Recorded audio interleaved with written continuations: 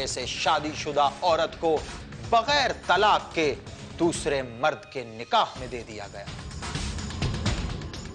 शाजिया कहती है कि सलीम भी जानता था कि शाजिया पहले से शादीशुदा है, मगर मेरे दूसरे शौहर सलीम के कान पर जूं तक नहीं रेंगी।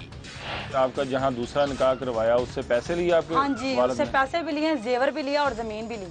अच्छा। हाँ जी, कम से कम 10 तोले जेवर लिया। अच्छा। और 7 मरले जमीन ली है और कोई 2-3 लाख रुपया वैसे ले लिया होगा। पहले पैसे ले लिए, मैंने उसको भी कहा है मेरी शादी हुई है, उसने कहा फिर वो क्या हुआ, हुई है तो फिर क्या हुआ। एसआईडी टीम मेंबरान निकाह रजिस्ट्रार को ढूंढने की कोशिश कर रहे थे। उन्होंने इलाके के लोगों से भी पूछा, मगर किसी भी शख्स को उसके नए ठिकाने का इल्म नहीं था। जी, अली और उमर, आप निकाह ख्वां और निकाह रजिस्ट्रार की तलाश में गए थे। काफी तलाश के बावजूद शायद वो लोग तो नहीं मिले, लेकिन वहां से मजीद क्या मालूमात मिली आपको? नहीं सर, इस बारे में अभी तक कोई इत्तला नहीं मिली कि वो दोनों अब तक कहाँ हैं। अगरचे उनसे शाजिया के बयान की तस्दीक लाजमी थी, मगर इलाके वालों को भी नहीं मालूम कि वो दोनों कहाँ हैं। ना सिर्फ शाजिया के बयान की तस्दीक लाजमी थी, बल्कि हमें यह भी जानना था कि कहीं ये दोनों सरदार के साथ ही तो मुलव्विस नहीं है। क्या आपके इल्म में यह बात है कि सरदार और उसके भाई पर जाली निकाह के केस भी मौजूद हैं? जी सर, हमें मालूम है, इसीलिए हमने निकाह रजिस्ट्रार की तलाश अभी तक खत्म नहीं की। उम्मीद है हमें जल्द उसके बारे में कुछ ना कुछ पता चल जाएगा।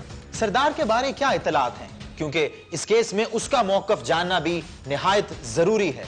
हम ना किसी के हक में हैं और ना ही किसी के खिलाफ। इस केस में जितनी भी पार्टीज के स्टेक्स इन्वॉल्व हैं, उन सब से मिलना बहुत जरूरी है। सर, हमने सरदार से कई बार फोन पर राब्ता करने की कोशिश की। उसने एक बार फोन अटेंड भी किया। उसका यह कहना था कि मैं मरी के इलाके में मौजूद हूं और मुझे अभी आने में काफी दिन दरकार है।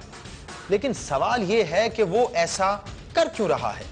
एक पुलिस ऑफिसर इतने दिन अपनी नौकरी से गैर हाजिर तो नहीं रह सकता। उमर, मेरा ख्याल है कि वो अपने घर ही में मौजूद है और आपसे गलत बयानी कर रहा है। अली और उमर, आप दोनों उसे ट्रेस करें और उससे बातचीत करें। Now this meeting is over. Team मेंबरान अली ख्वाजा और उमर मलिक निकले और चले इंस्पेक्टर सरदार के घर की जानिब। वो इंस्पेक्टर सरदार के घर पहुंचे और कॉल बेल दबाई। जवाब ना पाकर उन्होंने फिर कॉल बेल दबाई। क्या घर में कोई मौजूद है या नहीं? चंद मिनट इंतजार किया गया। जब अली और उमर घर में किसी की मौजूदगी से नाउम्मीद हो गए तो ऊपरी मंजिल से एक नौजवान लड़की ने नीचे झांका। उसने पूछा कि आप कौन हैं? पापा हैं आपके? कहाँ गए हैं? अगले दिन टीम मेंबर अंबर कुरैशी जिस वक्त सरदार के घर पहुंची और उन्होंने बेल बजाई तो घर की बालकनी में नमूदार हुई सरदार की बीवी मुमताज परवीन, जिसने पूछने पर बताया कि उसका शौहर सरदार लाहौर नहीं बल्कि मरी गया हुआ है। अभी अंबर के साथ मुमताज परवीन की बातचीत जारी थी कि इसी दौरान गेट के सामने एक सफेद गाड़ी आकर रुकी। ये देखिए, इस गाड़ी में मौजूद है सरदार मोहम्मद भट्टी।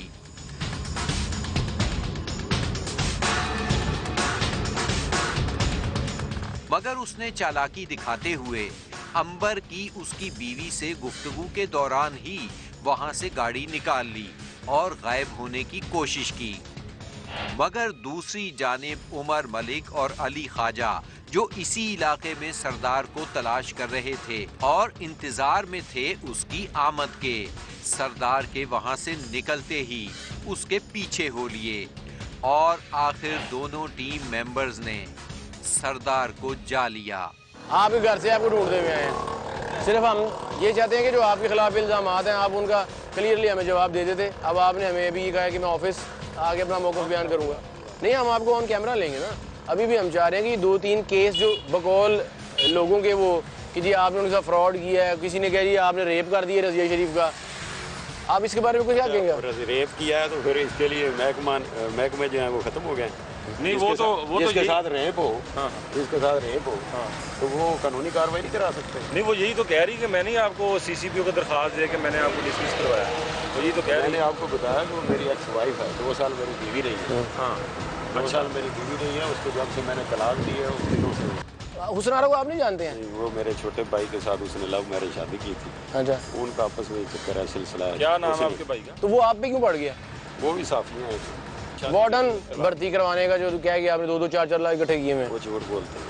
सब इंक्वायरी हुई है, उस इंक्वायरी में बेकसूर हुआ। बड़ी साहब, इस सब के पीछे है क्या आखिर?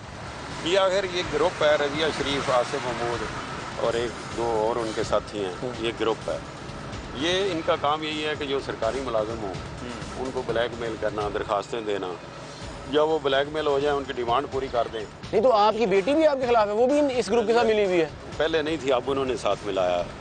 अच्छा भट्टी साहब, अब कल आप ऑफिस हमारे समा टीवी लिबर्टी चौक तशरीफ ला रहे हैं? मैं जरूर आऊँ। हम आपका इंतजार करेंगे वहाँ पे।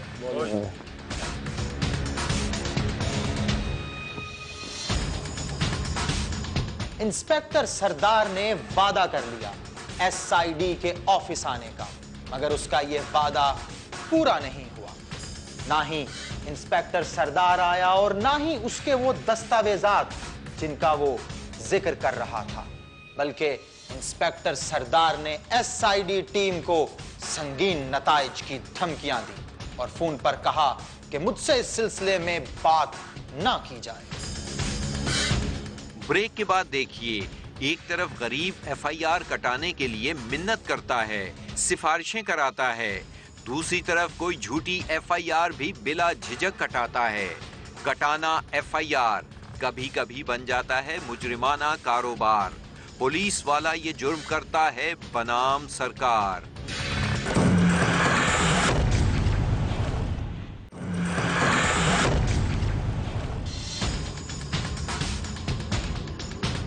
शाजिया अजहर के दूसरे शौहर का मामला अभी लटका हुआ था।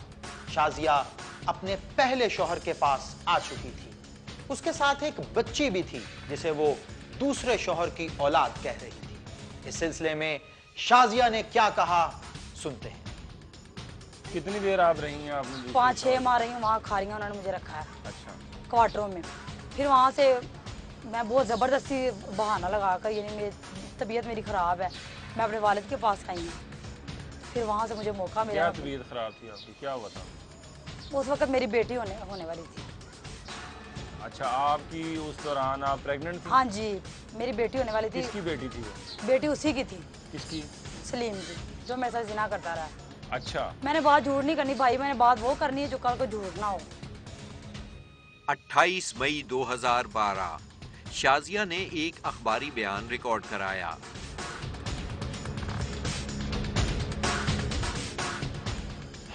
उसने थाना फैक्ट्री एरिया में दर्ज होने वाले मुकदमा नंबर 749/9, फैरोजवाला में दर्ज होने वाले मुकदमा नंबर 1116/10 और 282/10, भाटीगेट थाने में दर्ज होने वाले मुकदमे 431/10, वजीर आला कंप्लेंट सेल में दी गई दरखास्त नंबर 6078 और फूलनगर थाने में दर्ज होने वाले मुकदमा नंबर 243/10 का हवाला दिया। रफी ने उन एफआईआरों के चीदा पहलू मूसा हैदर के सामने बयान किए। कहीं सरदार किसी का दोस्त था, कहीं किसी का दुश्मन। जहां इंस्पेक्टर सरदार ने एफआईआर खुद न कटवाई, वहां उसने किसी रिश्तेदार का सहारा लिया और उसके नाम से एफआईआर कटवा दी गई। ये एफआईआरें बता रही हैं कि कानून के रखवाले कानून के साथ संगीन मजाक कर रहे हैं। कहीं उनके साथ मिले हुए हैं कुछ वकील, कहीं कुछ सहाफी। सरदार कहता है कि ये एक गैंग है जो उसके खिलाफ साजिश कर रहा है और अब उनके साथ उसकी बेटी भी मिल गई है। टीम एसआईडी, ये इंस्पेक्टर सरदार का केस भी एक अजीब केस था। सामने आने वाले हकायक को देखते हुए यह कहा जा सकता है कि यह एक गैंग के टूटने के बाद के आफ्टर शॉक्स हैं। ये लोग पहले एक दूसरे के लिए काम कर रहे थे और अब एक दूसरे को नीचा दिखाने के लिए काम कर रहे हैं। इनके पास एक दूसरे की कमजोरियां हैं, तस्वीर हैं, वीडियोस हैं और बहुत कुछ। अब ये एक दूसरे के दुश्मन को इस्तेमाल कर रहे हैं, क्योंकि दुश्मन का दुश्मन दोस्त होता है। जी सर, इस केस की तमाम जुजियात बताती हैं कि इसमें सिर्फ एक दूसरे को नीचा दिखाने की कोशिश की जा रही है और मफादात इसी एक काम से जुड़ गए हैं। पहले तो आप दुरुस्त कह रहे हैं, मफादात इसी से जुड़ गए थे। रज़िया बीबी चाहती है जायदाद में मजीद हिस्सा, उसको मजीद दौलत चाहिए, इसीलिए वो अपने साबका शौहर के खिलाफ FIR कटवाती फिर रही है।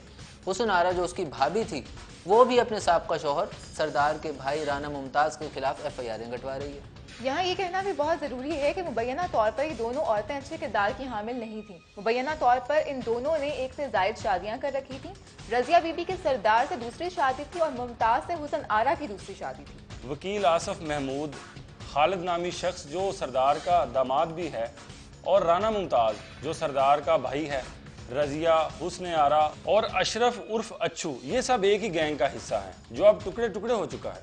अब ये एक दूसरे के दुश्मन हैं उस वक्त तक जब तक दोनों में से कोई एक फरीक हार नहीं मान जाता, या जब तक मुकदमात लड़ने और दरख्वास्तें देने के वसाइल इनके पास मौजूद हैं। और एक और जरूरी बात, जैसा कि मैंने पहले भी कहा था, SID ना किसी के हक में है और ना ही किसी के खिलाफ।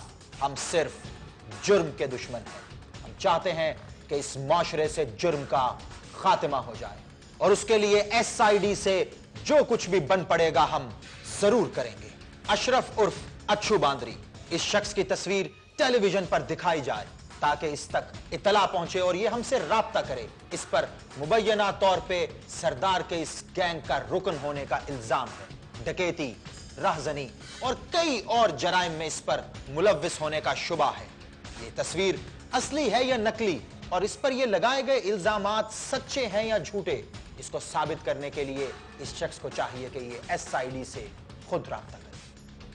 अगर अशरफ के बारे किसी को इल्म हो या वो खुद ये प्रोग्राम देखे तो वो जरूर SID टीम से राब्ता कायम करे। आइए SID के साथ मिलकर एक बेहतर माशरे की तरफ कदम बढ़ाएं। अगर आपकी आंखों के सामने भी हो रही है कोई लाकानूनियत और आप चाहते हैं कि तफ्तीश करे टीम SID, तो हमें बताइए। हमारा ईमेल एड्रेस है sid@sama.tv।